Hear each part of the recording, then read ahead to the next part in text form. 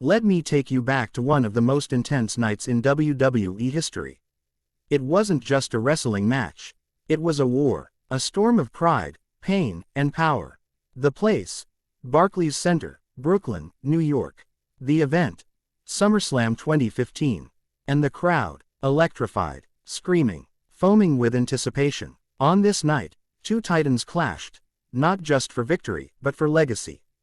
One was a conqueror, the destroyer of streaks, a monster forged in chaos, Brock Lesnar.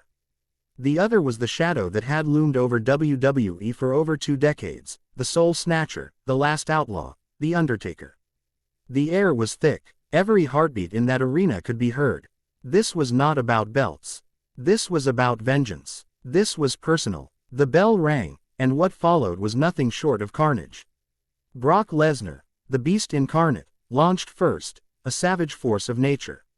He didn't hold back. Suplex after suplex, he sent the Undertaker flying. It looked unreal. The crowd screamed, "Suplex City," as Paul Heyman roared like a mad general from ringside. Brock's fists thundered down like hammers.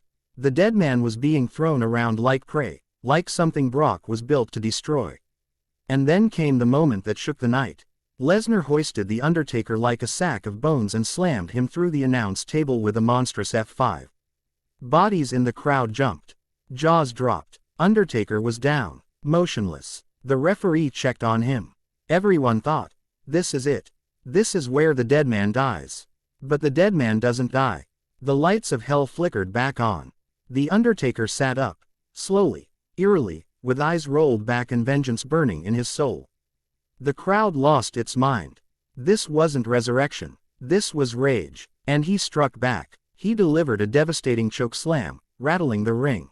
He threw big boots, elbows, and then, the silence before the storm. He lifted Lesnar and dropped him straight into hell with the Tombstone Piledriver. The crowd counted with the referee. 1, 2, but no.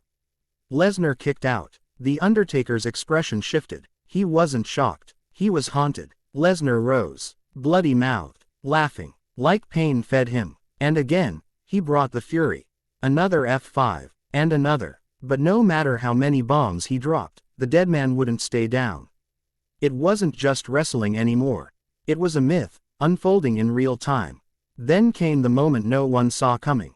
The submissions began. The Undertaker locked in Hell's Gate.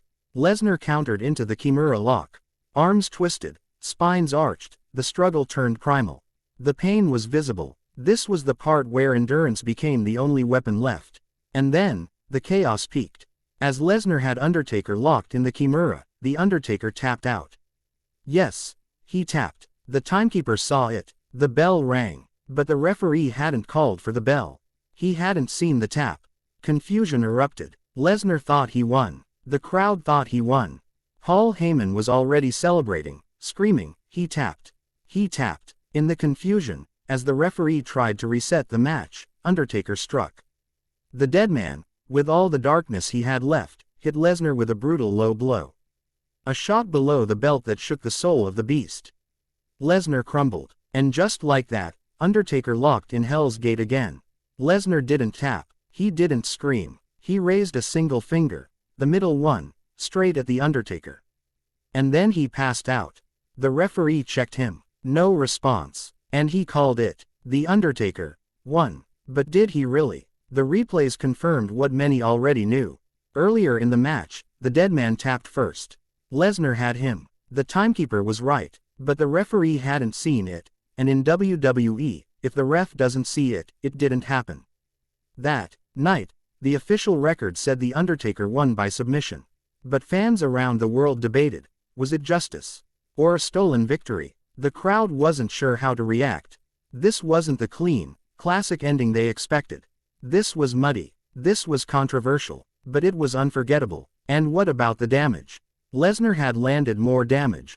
More suplexes, more strikes, more F5s than ever before. He had physically dominated most of the match. The Undertaker bled, fell, and barely stood.